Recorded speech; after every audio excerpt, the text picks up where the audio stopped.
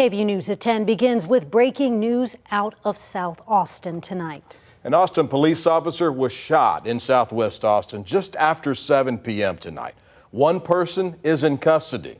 Law enforcement officers now investigating a possible connection to a string of shootings throughout the day today in Austin. Now, the most recent incident is happening in a neighborhood near Mopac and La Crosse Avenue, where investigators continue to try and figure out exactly what happened.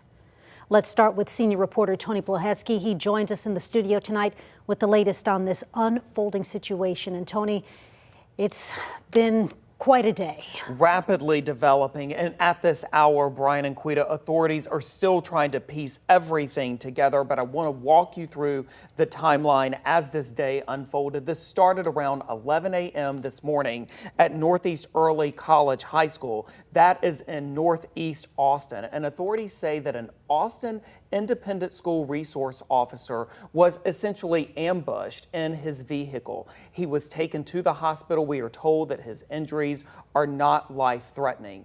Authorities also are investigating whether or not a shooting about an hour later on Shadywood Drive, that's near South 1st Street in Austin, whether or not that shooting in which a man and woman were killed is connected to the same gunman.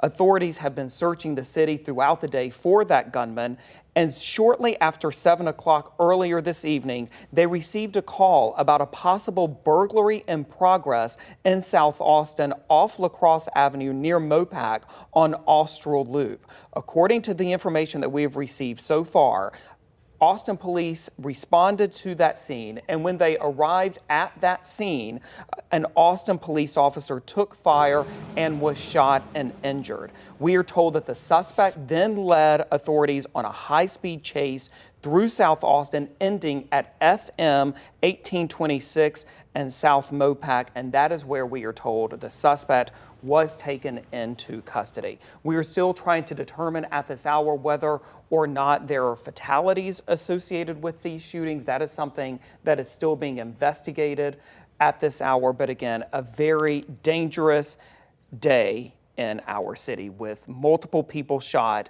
2 police officers shot and injured. All right, and let's turn now to Darenisha Heron. And she is in Southwest Austin for us tonight. Darenisha, what are you hearing from neighbors out there?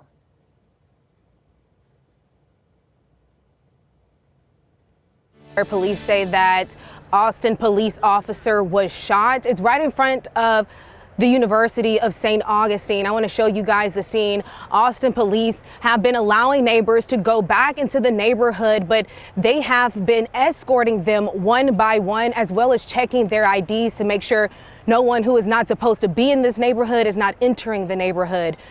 Just about an hour ago, there was a long line of people trying to get back into the neighborhood, but that line has since died down a bit. I spoke with most of the people in that line, and a lot of them told me that they didn't see anything. They also say they didn't hear anything, but of course the thought of what could have happened has them shooken up. Now I want to toss it over to my colleague Ford Sanders, who is also on the scene. And Ford, I know you were able to speak with some people who have been impacted by this incident as well.